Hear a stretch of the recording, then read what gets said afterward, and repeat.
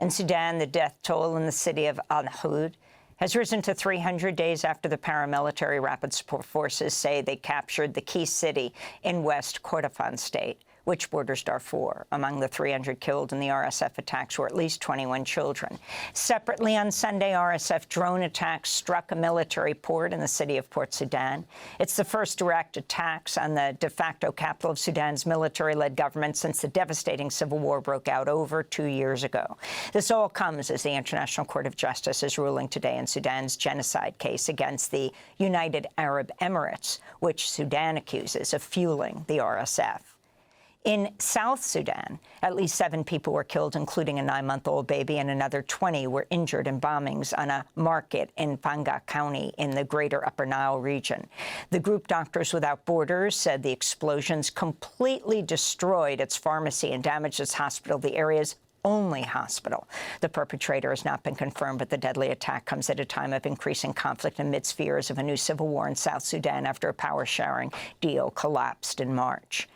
In Australia, Prime Minister Anthony Albanese and his ruling Labor Party will remain in power after defeating Conservative Peter Dutton of the Liberal Party in Saturday's national elections. Dutton's hardline immigration plans and criticism of China earned him comparisons to Trump by Australians, who cited the high cost of living as their top concern. Dutton was roundly rejected by voters Saturday and even lost his own seat, despite leading in the polls a few months ago. The victory for Australia's Labor Party comes a week after Canadians also rejected the Conservative challenger in national elections.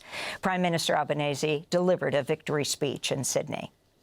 In this time of global uncertainty, Australians have chosen optimism and determination.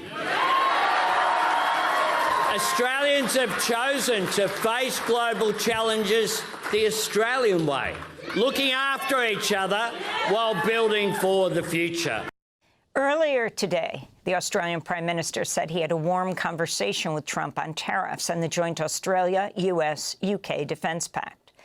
In Romania, the hard-right nationalist pro-Trump politician George Simion won the first round of presidential voting Sunday.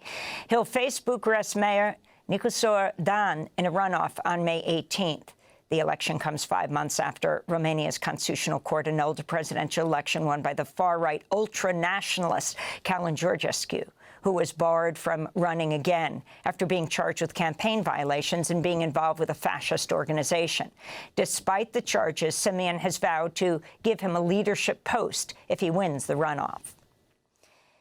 An Illinois landlord who stormed the home of his tenants and fatally stabbed a 6-year-old Palestinian-American boy in October 2023 has been sentenced to 53 years in prison. In February, a jury had found Joseph Juba guilty of murder and hate crimes for killing Wadi al-Fayoum, who he stabbed 26 times. Ahmed Rahab, the executive director of CARE Chicago, said, quote, "No sentence can restore what was taken, but today's outcome delivers a necessary measure of justice. Wadi was an innocent child. He was targeted because of who he was, Muslim, Palestinian, and loved," he said.